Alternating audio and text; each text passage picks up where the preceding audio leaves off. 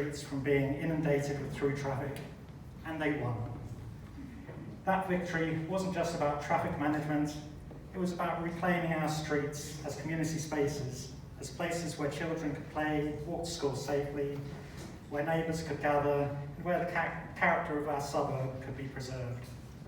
So tonight we gather to celebrate that achievement and to honour the vision and determination of those involved in the campaign. Taking a deep historical interest in this 1985 campaign and what it means for Erskineville. His research and analysis help us to understand not just what's happened, but why it matters. He will give a short presentation and play the rare videos he digitised from 1985. And I just want to also acknowledge Andrew's put so much work into organising this event, so thank him for that. Thank you very much, Chris. Thank you everybody for coming here tonight. It's really heartwarming to see a large audience. I'd also like to acknowledge that we're on Gadigal land and pay my respects to elders past and present. And in linking that to this presentation and what we're here for, it's all about caring for country, caring for the land on which we live, and making sure we tread lightly on it and care for each other when we move around it. So why should we remember and retell the story of the Erskineville street closure battle that happened 40 years ago? It's not just because it's extraordinary and inspiring and shaped the kind of place that Erskineville is today, but because it's still relevant and ongoing in one form or another, as we'll see. Another reason why this is still relevant is that successful campaigns are both lessons and inspiration for future struggles. Erskineville's road wars inspired the next generation of resident activists who went on to win Greenbands Park, to save the public housing estate and save Erskineville Public School from closure. And I note Jim Petrask is here, who was one of the key people in saving Greenbands Park in the campaign. Thanks for coming, Jim. Yet another reason is that reducing car use is even more urgent now in an era of climate emergency. By the end of this decade, transport emissions will be Australia's single most greatest source of emissions. And the Climate Council is saying that by the end of this decade, we should be aiming to more than halve the number of car trips that Australians make by a big shift to public transport and walking and cycling, active transport. And much of the success that was won back in 1985 is at risk of being reversed, with plans to open up McDonald Street directly to Mitchell Road and Maddox Street, which turns off directly from WestConnex. Today, half the traffic in Erskineville is through traffic. Half the traffic is through traffic. It's not coming to or coming from Erskineville. And we need to find ways to reduce that. At the end, we'll be circulating a petition to oppose this new rat run. So, how did street closures become a thing? Well, in looking back to this, I found a really important figure was George Clark. He became an influential urban planner in Sydney in the 1970s. He studied under Lewis Mumford at MIT and was influenced by Jane Jacobs' ideas about community participation in planning.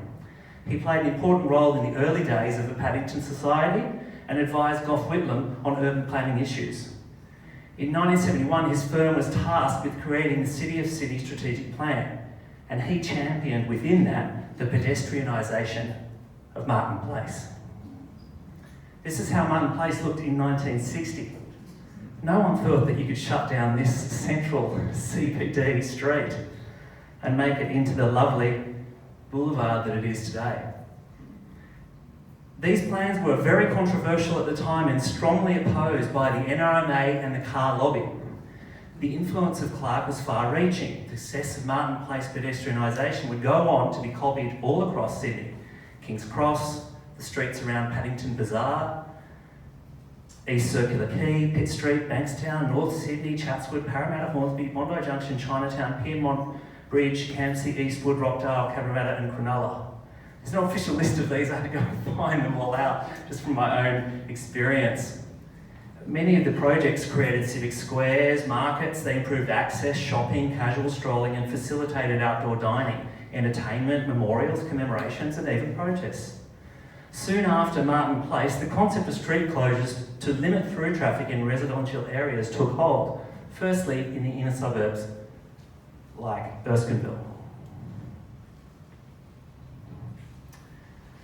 For many years, the residents of Erskineville had suffered from extreme levels of through traffic, with protests and petitions occurring since 1971. In the period from 74 to 84, 41 pedestrians were injured or killed in Erskineville. And this report talks about 2 road deaths in Union Street, and then the residents got so angry that they organised a big protest. They held a banner across the street, they marched onto the street and the police had to clear them.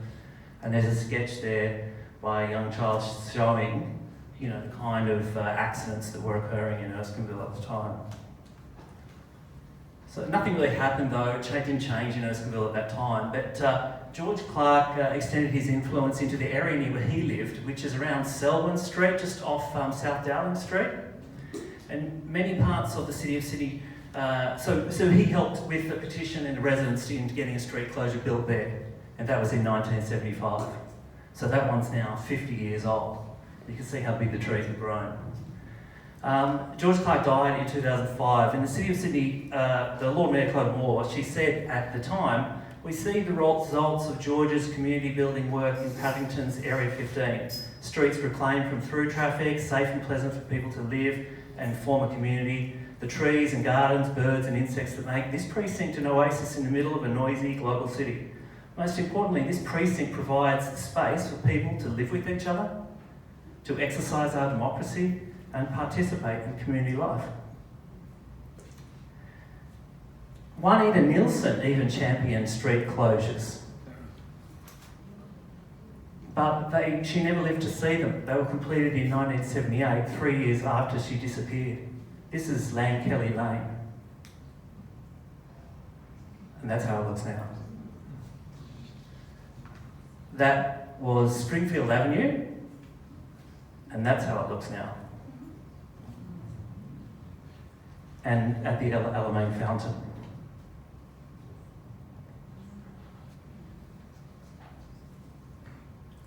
So if we can do that in the inner city, can we do it a little bit into the suburbs? Well, this became a big issue in North Sydney Council, in the Cremorne area, where they wanted to reduce rat running off the side of Military Road. And it was supported by all the residents, it was supported by the council, it was pretty progressive at the time. You were thinking like people like Ted Mack. And well, a few people opposed it, and it went to court. And it ended up in the Supreme Court with Justice Lawrence Street ruling in favour of the council. His decision said that Local Government Act gave power to councils to construct permanent barriers across residential roads to prevent through traffic. The NRMA wasn't happy, and neither was the New South Wales government. In 1974, the law was changed to make it harder for councils to close roads by now requiring either the approval of the police commissioner or the relevant minister. Today, those closures look like this, and the residents really love caring for their local pocket parks. In Erskineville, in 1974, this is the chronology that the residents trace back. They say it started in 1974 when South Sydney Council planned envisioned closing some Erskineville streets. They didn't start though until 1982 when it was amalgamated with the City of Sydney. In Balmain, Mort Bay was turned into a container terminal, and there were huge trucks rolling up and down the narrow streets of Balmain. And sadly, Margaret Graham, a 19-year-old nurse, was crushed by a container truck when its brakes failed and it rolled back and crushed the parked car she was in. Many of the documents that were provided to me for this were from Anne-Marie Johnston, who was a friend of Margaret Graham's and participated in the street closure at the time. Due to pressure from Leichhardt Mayor Nick Oroglass and Alderman Izzy Weiner, they rallied the residents and trucks were limited, and eventually the port was closed and moved to Botany. Lane Cove Plaza would have been built a lot earlier had it not been for those changes and the difficult legal situation that it was in. But eventually, after going to court, them winning in court, and the Attorney General having to pay costs, it was converted into Lane Cove Plaza, and it continues to extend into surrounding streets connected to new housing and children's play areas.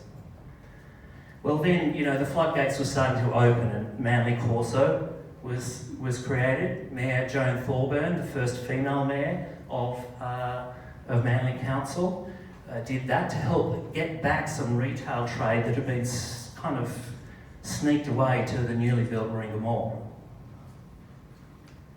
And that's how Manly Corso used to look. And that's how it looks today. And Oxford Street Mall in Bondi Junction opened in June 1979 with the opening of the Eastern Suburbs Railway. And the full extent of Martin Plaza opened on that same date as well. But, the government kept moving to curb these closures. They didn't like it. And you can imagine in the tabloids, this sort of stuff will often get up. Chinatown opened in 1980.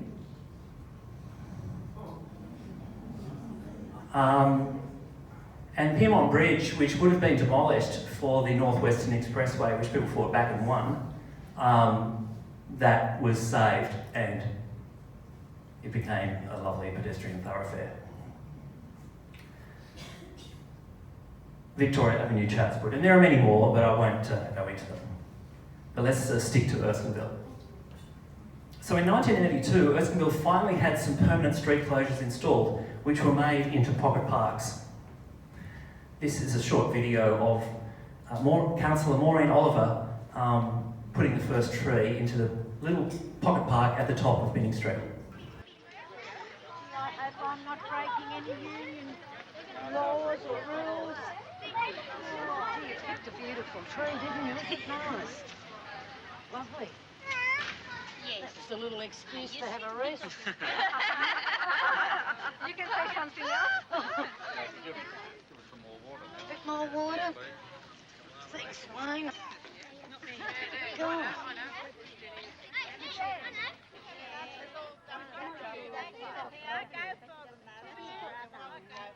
Well, once the traffic study's completed and all those recommendations that they've got talking about, and I'd say talking about, what is when the they're strength all of looked it, at. all these little reserves? Well, it's just that they want to close off the street so that the traffic, like as you say, all that heavy traffic that was racing down here, well, naturally it can't get in. Racing So down rather than just have it looking bare, they've evolved this streetscape system, which I think looks, terrific. Overall, it must add to it. And that brings us to mid-1984, when a number of streets in Erskineville, Newtown, Surrey Hills, Alexandria and Redfern were closed on a trial basis. Residents voted 88% in favour of the extra closures. That's Rochford Street. Then suddenly, a year and a half later, on Christmas Eve, 1985, the Minister for Local Government, Kevin Stewart, ordered road barriers in 10 streets in Erskineville, Alexandria, Newtown and Redfern to be removed. One of the closures didn't even exist. That's the closure of Maddox Street, Alexandria, which might be something we could consider. But yeah. I know there's a lot of problem with trucks on that road. Anyway, within a few hours, residents set up their own blockades and started planning further action. A 6-day war began.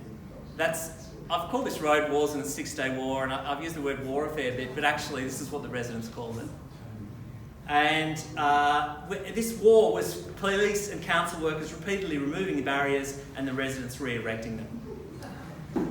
It was strongly supported by the newly formed City of Sydney Council that amalgamated with South Sydney and had 29 councillors.